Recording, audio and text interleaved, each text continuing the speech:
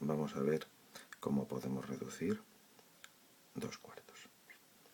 Entonces, vamos a coger aquí y vamos a hacer lo siguiente.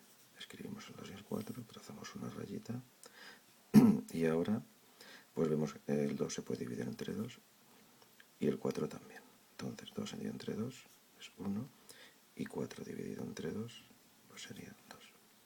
El 1 y el 2 ya no se pueden dividir más. Entonces el 2 ha pasado a ser un 1 y el 4 ha pasado a ser un 2.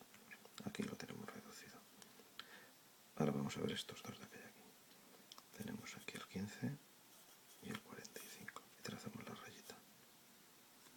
Bien, a ver que no se nos vaya la cámara.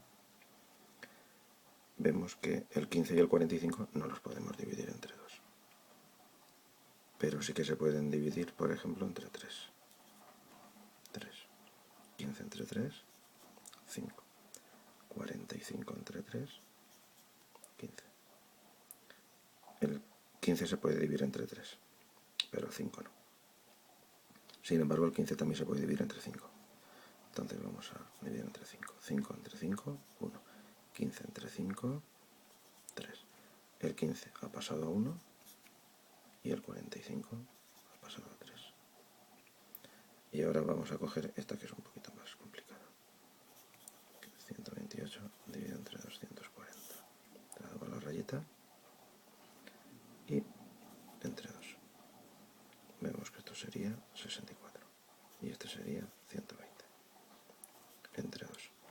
Este sería 32 y este sería 60. Entre 2.